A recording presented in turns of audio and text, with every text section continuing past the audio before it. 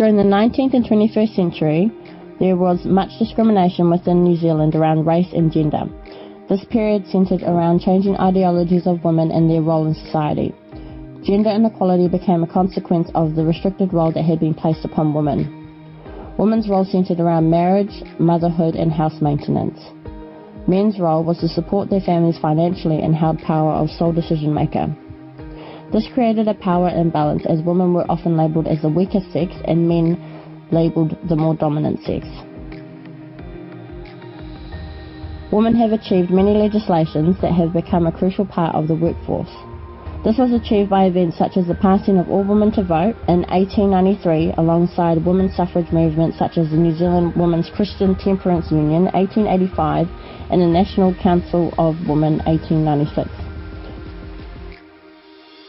This contradicted the reality of women's role in the workforce at the time. During World War I and World War II, men left to serve in the war, and by the end of World War II, 38,000 women were employed. In October 1942, minimum weekly wage was fixed at $5.10 for men and $2.17 for women, thus created inequality of power and status. Women did not receive equal pay or the same opportunities as they were believed they did not have the same skills or responsibilities. Many occupations and senior positions were male-dominated. Nowadays, women are employed in industries such as the ones listed here. For New Zealand Maori women, discrimination and inequality was not only based on gender but on ethnicity. During colonisation, missionaries brought their own perceptions of the role and status of women. Maori women's autonomy was seen as immoral and undisciplined. One of the most damaging effects of colonisation for Maori women was the destruction of family structure. Maori values of collectivism were different to missionary values of individualism. Consequently, Maori women became dependent on their husbands while they became isolated as caregivers. Some women were expected to work both outside and in the home, as economic hardship required them to. A further issue with inequality was reduced social mobility experienced later in life. Unequal pay, career progression and working conditions are ongoing issues for women today. The position of Maori women in the labour force still remain different from their counterparts. The fact that Maori women occupy a disadvantaged presence in the workforce has been well documented in previous research. Statistics NZ show that 59.3% of Maori women are employed compared to the overall 63% of employed women. Additionally, 11.1% of Maori women were unemployed compared to an overall rate of 4.9% of unemployed women. All disparities of race, gender and status cause disruption in the workforce at all levels of an organisation and in the wider society.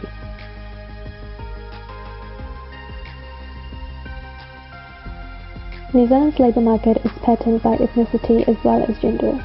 Gender pay gap is a key indicator of gender inequality. Looking at the differences in pay for men and women in New Zealand helps us understand that gender inequality has a direct impact on their lives. The ideology behind this disparity can be put down to differences in observable characteristics such as education, hours worked, work experience, and choice of occupation, or through unobserved factors such as discrimination against women. The majority, 80% of the gender pay gap, is now driven by what the research calls unexplained factors. These are the harder to measure factors like conscious and unconscious bias, impacting negatively on women's recruitment and pay advancements, and differences in women's and men's choices and behaviours. Looking at the Ministry for Women website, stats show that Maori, Pacifica and migrant women are the lowest paid workers in New Zealand, as well as being the most likely to be in casual, part-time and non-secure work. New Zealand labour force participation rate for women of working age is currently at 63%. The rate for Maori women is 59.3%. In New Zealand, Maori and Pacific women, and also men, are concentrated in a narrower range of jobs, mainly low-paid, often in publicly funded health and community sector.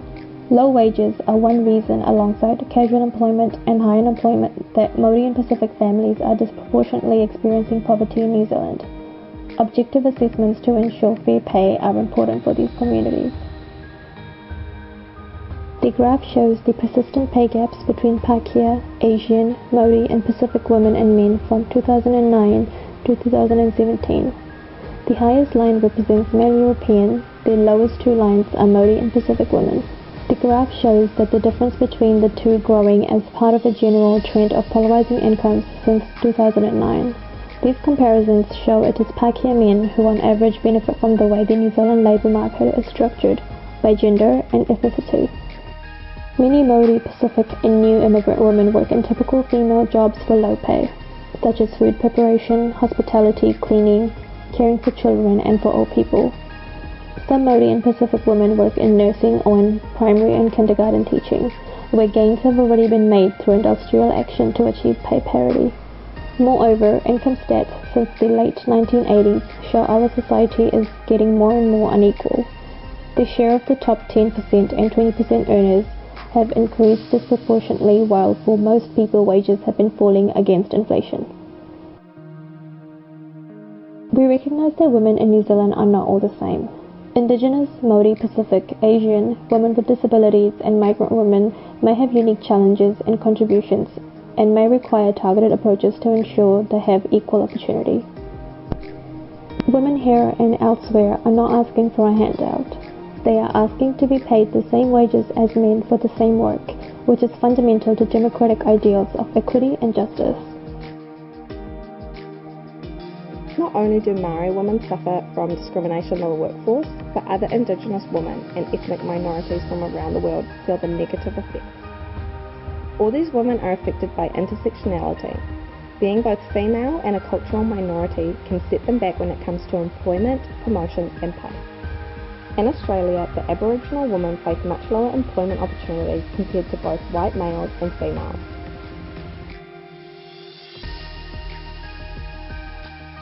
They also suffer from significantly lower weekly income and wages compared to white males and females.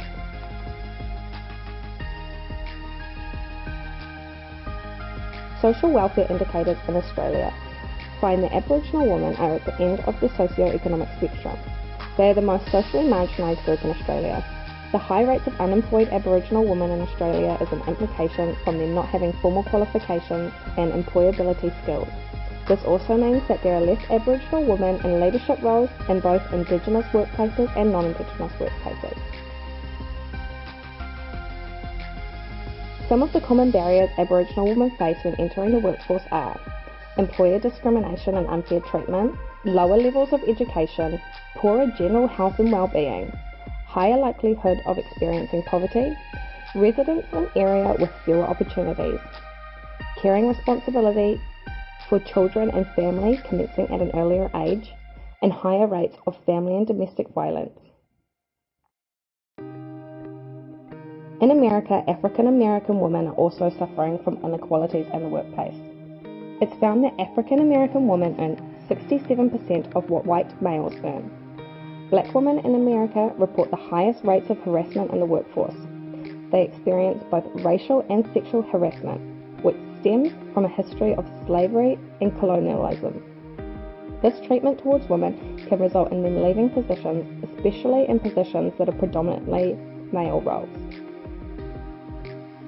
African American women are paid significantly less than white males in every level of education, whether this is university graduates or lower skilled jobs. They are also overrepresented in lower paid jobs and underrepresented in higher wage positions. Not only do these women face discrimination and wage inequality, but also when it comes to work benefits. Due to black women being excluded from higher positions, the work benefits are much less, such as healthcare plans and retirement plans. Not having access to substantial employment benefit plans can cause more economic stress to these women and their families. In the diagram, it shows the pay disparities between black women and white men in different professions. It gives an idea on how much inequality black women face in the professional workplace, including higher educated positions,